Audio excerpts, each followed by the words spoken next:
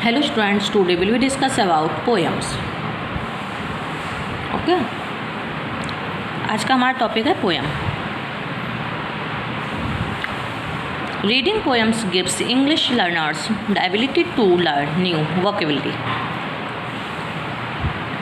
at all levels, whether as beginners, intermediates, or those aiming for advanced English skills. Use new vocabulary to increase your language skills. Poetry also gives us a visual picture which we can all understand. There are many ways you can either read poetry or listen to poems being read out loud whilst you are, for example, driving, traveling, or even just relaxing.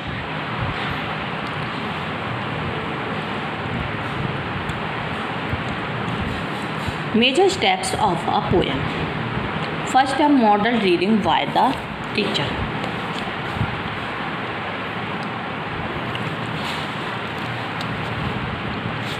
Okay.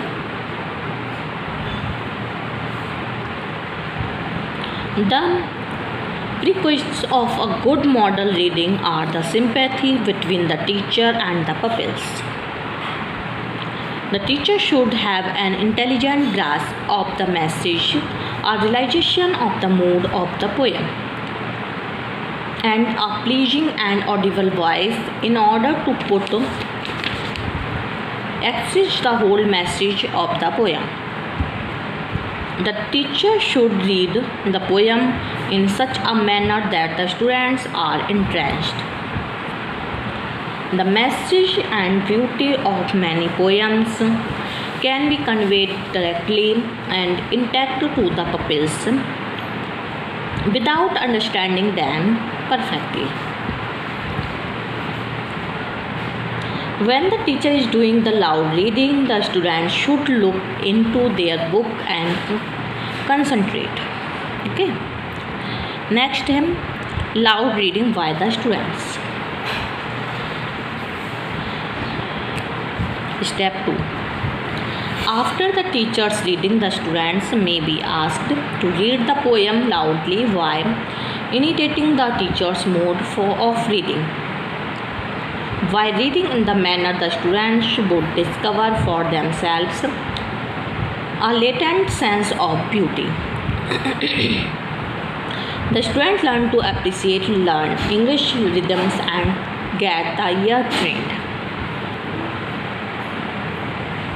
Each word spoken and felt by the students will convey to him more than that words have ever expressed before. Alexander Haddo has put in this advice: read each poem twice, give the children time to form their own impressions, invite them to critically analyze and encourage them in doing so. Let the poetry period be, as far as possible, a period of joy, a period of pondering over things they love already. Let them choose for themselves the poem they are to learn by heart, each choosing his own favorites. Only we can develop a taste for poetry and train their ear to the variety of beautiful sounds. Remember that we must aim at turning out readers of poetry, not students of poetry. The teacher should help them in reciting the poem, but should not check them while reading because it breaks the flow. Step 3 comprehension questions. After several rounds of reading of the poem in the class, the teacher should put some questions to test their comprehension and to make certain ideas more clear.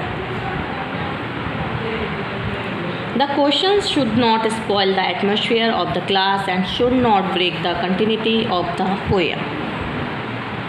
Next, step 4 appreciation questions. These questions differ from comprehension questions. These are meant to make clear the whole ideas, total feelings, and entire beauty of the poem The questions are to make clear the beauty, feelings, and main idea of the poem. The questions are to make clear the beauty, feeling. These questions of appreciation can be put into the following four categories. Okay. First, appreciation of the beauty and continuity of thoughts. Appreciation of the beauty of feelings and emotions. Next, appreciation of the beauty of poetic image. Appreciation of the style and language. Step 5, the final model reading by the teacher. The final reading would heighten the appreciation of the poem because the students would listen with greater enjoyment and deeper understanding this time. The effect is better now because the students feel more interested and enjoy the poem for the better. Step 6 है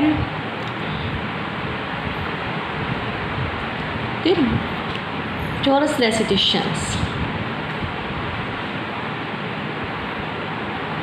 In the junior classes where the children love rhymes and rhythm more than thoughts, they may be asked to read the poem aloud in a chorus at the end. The children should not be forced to memorize the poem immediately. The repetition in the class and the enjoyment it to the fullest the poem would automatically will learn it without realizing that they are doing so. Competition and recitation displays should be organized in the school to develop their interest in reading and recitation. The teacher should select some recitable poems having enjoyable rhythm and strong beats and teach them with the aim of learning by heart. Some of the above poems are suitable for children, some for beginners and some for more advanced students. Audio poems will also help with the pronunciation, intonation and rhythm, which is so important when learning a new language. Make a note of all new vocabulary, look up all the new words in a dictionary and learn their meanings.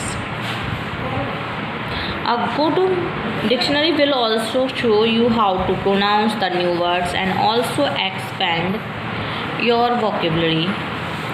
There are many ways to find poems to read and listen to either by buying books or using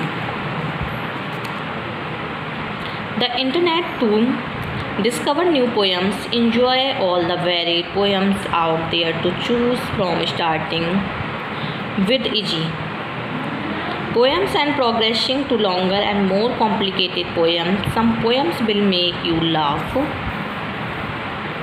other will give you a picture to think about, and the some can be educational, worthy or make interesting reading. All poems will help you learn new English vocabulary.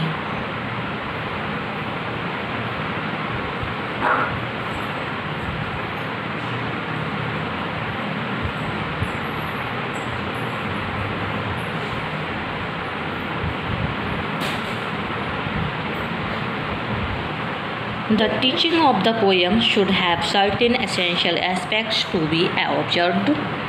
The techniques used in the class should help the students to increase their power of appreciation of beauty and also add to the joy of the pupil in reading the piece of literature. The teacher should not start the teaching poetry with a long introduction dealing with the life, background and philosophy of the poet. The teacher should encourage the students to read again and again those passages that generate the appreciation in the students. The repeated recitation creates a conducive atmosphere for the teaching of the poetry and the consonance with the emotions expressed in the poem. The poem should not be taught in parts, it should be taught as a whole. The poem in the smaller class should not be too long so that they finish in one class. The teacher should create a feeling of curiosity in the student to grasp the idea and emotions contained in the poetry they are reading. The poet provides great importance to his feelings, emotions, and experiences in his work. The teacher should try to present those experiences before the students. It is only the basis of these experiences that some practical knowledge may be imparted to the pupils. It has been rightly said, if the teacher is not moved by the emotions of the poem, that he cannot read it and therefore cannot teach. If the teacher is himself lost in the feelings and emotions of the poem, then under the inspiration of those feelings and emotions the teacher conveys successfully to the students. Thereby the students are also raised to the thoughts of the poets. Only after achieving this pedestal of thoughts will the teaching of poetry be successful. The teacher should create a poetic atmosphere, a tender and sympathetic environment for teaching poems. The students should get proper opportunity to be able to express their ideas. The teacher can succeed in generating the emotions in the students. The feel of poetry only when he himself feels the same. The teacher should put up such questions and would develop the refinement in the taste of the student. These questions should be helpful in bringing about the feelings and emotions of the poet. Okay, thank you for watching.